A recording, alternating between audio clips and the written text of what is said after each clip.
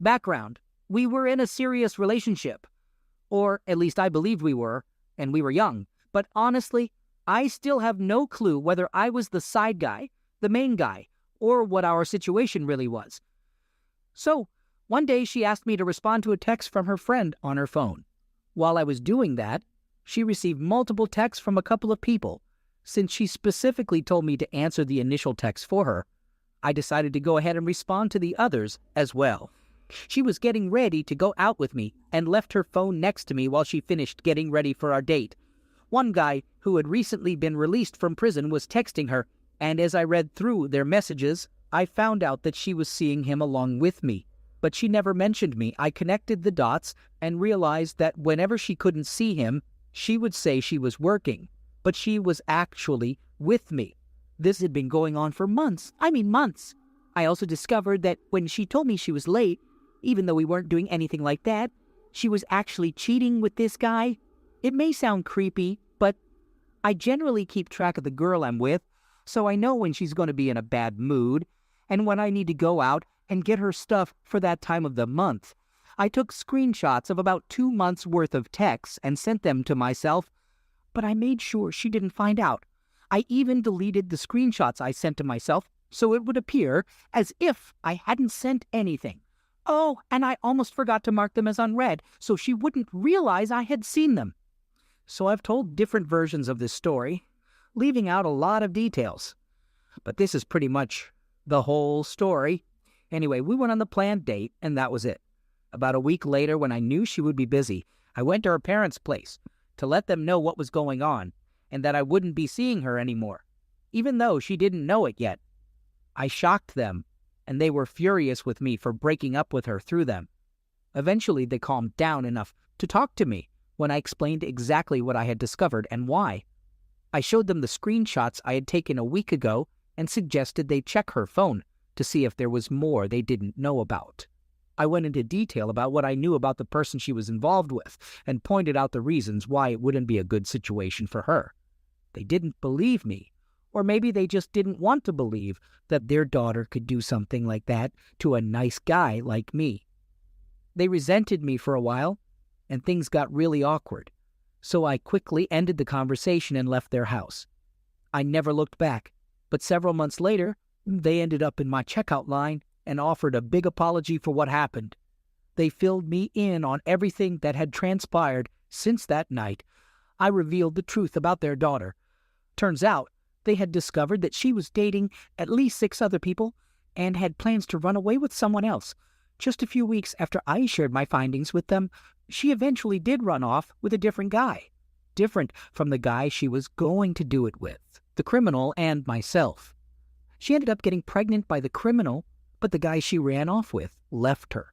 The criminal went back to prison, and she found herself pregnant and without a home. Eventually, her parents allowed her to come back under certain conditions. She had to take care of the child, find a job, and not have another child until she was married. Well, it turns out that she never bothered to get a job, and instead let her parents take care of the child while she either searched for a job or was at work. To make matters worse, she ended up getting pregnant with twins from the guy she originally planned to run away with.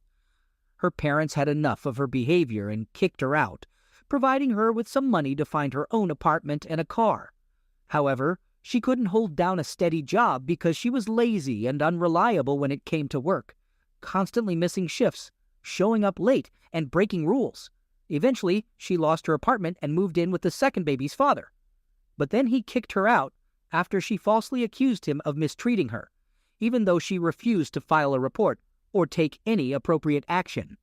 It turns out the mistreatment never happened, as he had a solid alibi with work and multiple cameras on the other side of the state. Then she was left with her car and kids, so she ended up moving in with a former friend of mine. A few months later, while he was out of the country and at work, which was backed up by cameras and receipts, he received a restraining order and was forced to leave his own house due to a false accusation of mistreatment. Eventually, everything was cleared up, and he was proven innocent, but his reputation took a big hit. As for her, she had to move back into her parents' house because she couldn't find enough work to support herself. It was a complete mess of a relationship, that's for sure. I guess my small victory was that I managed to escape that situation and even played a part in getting her kicked out of that house at least once. Just a couple of years ago, she reached out to me, hoping that we could mend things and make amends. She exploded on me and hurled every insult in the book, accusing me of abandoning my children even though she refused to allow a DNA test to prove their parentage, which, by the way, they aren't mine. I still don't have any kids. She painted me as a terrible person. My revenge was exposing her true nature for everyone to see. Now here's the worst part. This whole ordeal ended shortly before my grandpa passed away, around 3 months prior. So the following March, I was responsible for organizing the memorial service. Throughout this entire period, there was absolutely no contact between us since our fight, which occurred about 3 weeks after our breakup, as mentioned in the next section. Can you guess who unexpectedly showed up? If you guessed her, you're absolutely right. After I had already spoken, and others had taken over, I found myself sitting alone in the church hallway on the steps where my grandpa had fallen and broken his arm. I tried to calm myself by rocking back and forth, attempting to gather my composure for the final part of the service, but it wasn't working. Tears welled up in my eyes and streamed down onto my blazer. The weight of the day made it hard for me to speak as I was saying goodbye to the man who shaped me into who I am today. The one who was always there for me through thick and thin. He held my secrets and was the person I relied on the most. That's when she showed up, berating me for not inviting her to the service, insisting that it revealed my true nature as a terrible person. She criticized me for refusing to have any contact with her or engage with her in any way. You know, the whole shebang. Can you believe that this horrible woman had the audacity to show up at the service even though I intentionally didn't invite her because she's just terrible? And then she had the guts to confront me after everything that had happened between us and how things went downhill on that very day. But it gets worse. She actually caused a disturbance during the service and had to be escorted out by 2 police officers. She was shouting at them, claiming that she had the right to be there because she loved my grandpa and was a part of his life, and she refused to leave. I decided not to press charges and only had her removed, but looking back, I should have, because it would have put her in jail and prevented more people from suffering because of her. Nevertheless, I still got my final revenge. Our relationship took a turn for the worse when we had a final argument, and that's when she began lying to me about various things. I didn't mention it earlier, but I started catching on to her lies, especially when she claimed she didn't want to see me. We didn't spend time together every day since I was in college, so it wasn't an everyday thing. But during that fight, she unleashed a torrent of screams and insults, accusing me of being a terrible person. I couldn't tolerate that behavior for long. I quickly left wherever I was and went back home after a few minutes. Second story? I could write a long story about this, but I'm drunk and too lazy to do it right now. My ex-girlfriend used to be really cool, but when she went to college and joined a sorority, she started partying hard. It happens. We all go a little crazy. I had a friend from high school who was into gaming, and we used to take risks and gamble with each other in CSGO cases. Just a side note, I always ended up losing. He was a great guy with a heart of gold. Interestingly, he ended up going to the same college as my ex. One random party night, my friend spotted my ex-girlfriend going into a bathroom with some random guy at the party. According to him, they were in there for at least 20 minutes. Definitely not playing Scrabble. I trust this guy completely. He's a reliable friend. To make a long story short, he called me the next day and told me the whole story. He kept apologizing the whole time. I was obviously upset because deep down I knew it was true. I thanked him for sharing the information and asked him not to say anything else about it. Let's skip ahead 5 months. My ex-girlfriend's mom had recently finalized her divorce.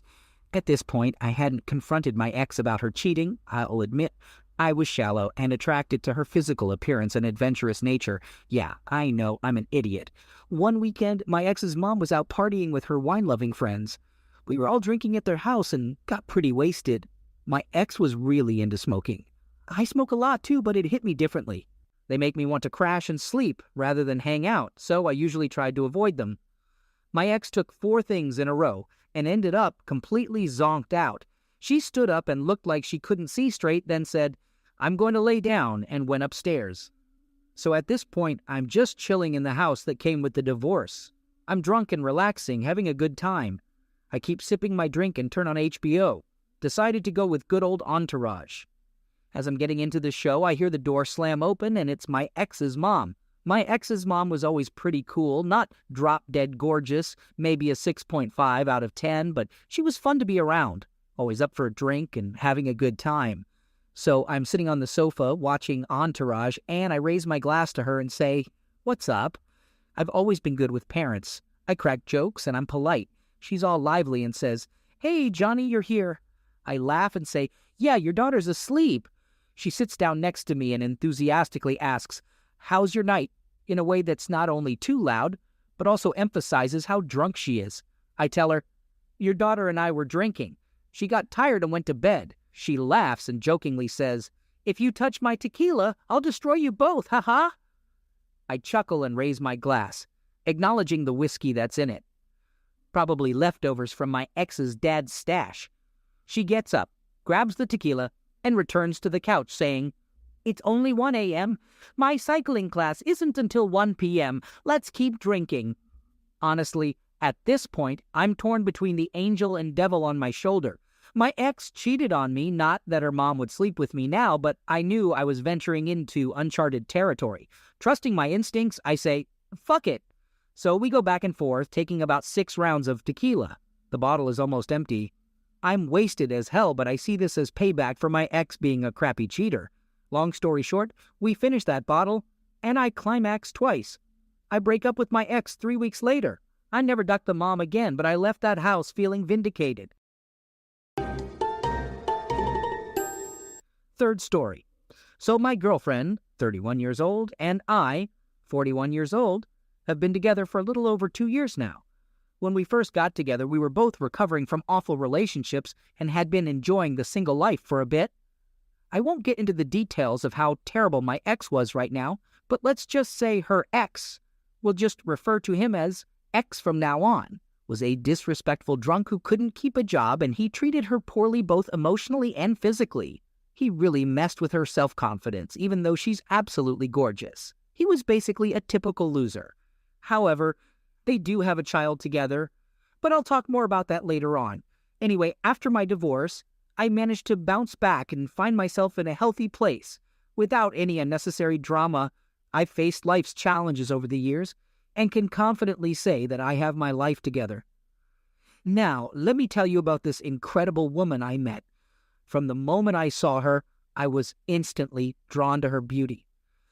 On our first night hanging out, I could tell she was going to bring some excitement into my life, in a good way. I quickly developed strong feelings for her, and she felt the same way about me. We became inseparable, enjoying the honeymoon phase, having a blast, living life to the fullest. Our connection was intense, and we had closeness multiple times a day. We created cherished memories, formed a deep bond, and became best friends. It was pure joy. Unlike her ex, I provided her with the security she needed. I bought us a spacious house to live in, took her out on frequent dates, planned amazing vacations, and showered her with gifts and affection. But what matters most is that I have treated her with respect, love, and loyalty throughout our relationship. From the beginning, I knew she had strong feelings for her ex when they were together. I understood that she had once deeply loved him. At first, it didn't bother me, but as time went on, I started noticing that he still has an influence on her. He has the power to completely change her mood and behavior. He gets under her skin. This has made me feel insecure about their past and our own relationship. They share a beautiful daughter together whom I absolutely adore, so he will always be a part of her life. They have to communicate, even though they argue like crazy. Up until recently, my girlfriend has never given me any reason to doubt her trust. She doesn't hide her phone, keeps me updated on her daily activities. She's always home when I come back. We can even track each other's location. Her idea, not mine, but I'm fine with it. You get the idea. There's nothing suspicious there. We haven't spent a night apart in 2 years, until about 2 weeks ago. So for the past month or so, I've noticed that she has been acting much friendlier towards her ex. She doesn't mind talking to him in front of me. They've been getting along well, and she even goes to his place for the child exchange. Normally, this wouldn't bother me, but at the same time, she has been growing more distant and cold towards me. We argue and fight constantly over trivial things. Our bed life has also suffered, and the connection between us just isn't the same. Then, about 2 weeks ago, we had a massive fight. She went out with some friends after work and had a lot of tequila. When she came home around 11:30, she was completely drunk and started yelling and screaming at me. We got into a major argument, and in her drunken state, she decided to leave. Well, I was really worried about her driving in that state, so I started calling her like crazy, trying to get her to stop and come back home, but she wasn't listening to me. So I checked her location, and it showed that she was at her parents' house. I figured she must be okay, so I decided to go to bed. However, I couldn't sleep well, and around 4 a.m. I checked her location again, and she had turned it off. That immediately got me alarmed, so I quickly got up, got dressed, and went out to find her.